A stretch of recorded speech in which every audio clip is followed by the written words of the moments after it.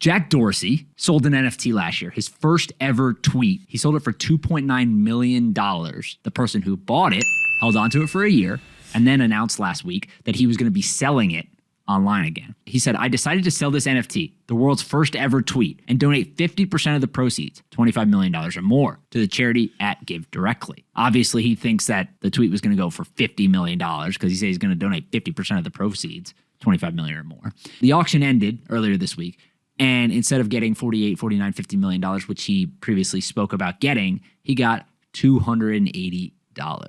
I mean, that is all time. I'm sorry, but I'm going to say it. Jack fleeced him. Yeah. Jack fleeced him. Because this is going to happen a lot with these NFTs. Twitter added the NFT function. They did all this stuff, but it's very clear that Jack's focus is Bitcoin. You know what I mean? His focus is very, very, very, very, very specific, and it's Bitcoin. He said that numerous times. And at the end of the day, I think what happened is he sold the tweet, right? It was this cool thing where people were auctioning off tweets. He auctioned off his first ever one, saw an avenue. He got $2.9 million with it. And again, credit, a lot of places weren't reporting this, but your boy reported it because, hey, you gotta be fair, Don't want people coming after Jack. He got $2.9 million. He didn't keep it though. He did not keep the money. He did not profit from the tweet.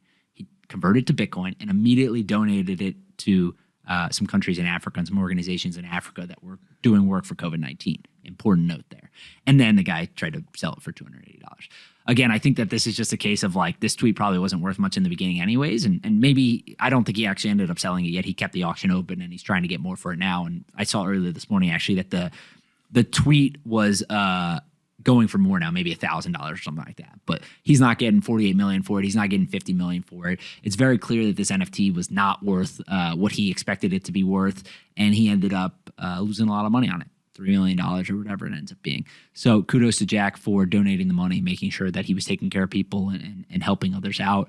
But ultimately, like, I think this is just kind of a troll job. It's funny to look back on and be like, yeah, wait, obviously that tweet that's on the internet that everyone can see that has no significance at all relative to everything else was not worth $3 million, and it certainly wasn't worth $48 million. What do you think about it?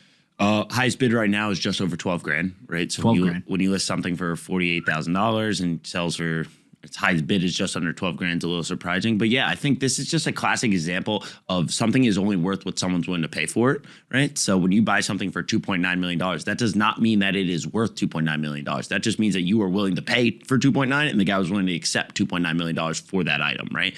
And then when you hold it for a year, I think this is what we're going to see a lot with the NFTs is a lot of these projects that gain a ton of traction, they're just not sustainable, right? They're almost gaining too quickly. That sounds weird to say, but they just don't have the right foundation for this kind of environment. And I think we're going to see a lot of these kind of explode like this, right? And it's almost like a self rug pull because no one actually rug pulled it, but you bought the item. And when you went to go sell it, there wasn't a market to sell it for anymore, right? So that's a big, big difference. And I love Jack, surely because he had a nice snide at the guy when the guy was like, I'll donate 50% of the proceed. He's like, why not donate all of it, dude? Like, come on. Like, I think he did come back and say that he was going to donate more, maybe 100% or more, but he was at least saying 50 and then he upped it and he said he was going to donate more.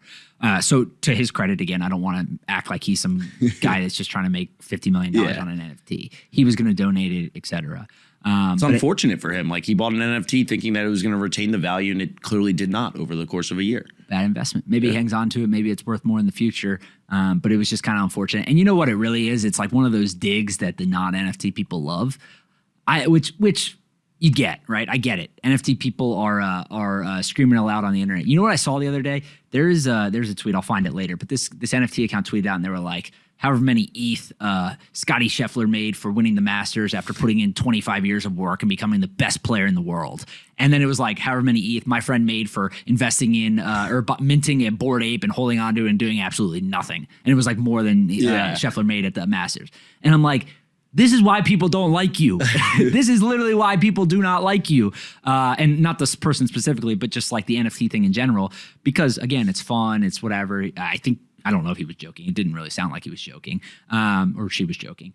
But at the end of the day, that's the stuff that people don't like. And I think that this was another dig at that. People have the opportunity to look at it and say, oh, look, this guy lost a lot of money. He thought this NFT was worth something. Obviously, it's not worth that much money. You're an idiot.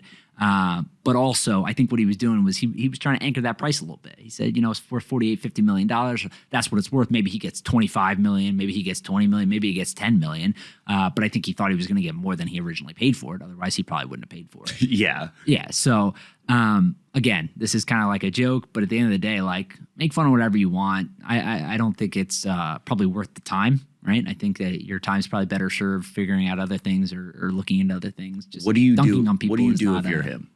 If you're him, you bought an item for $3 million and it's currently being valued at $12,000 on the open market. I think do you hold it? I think you hold it. Yeah.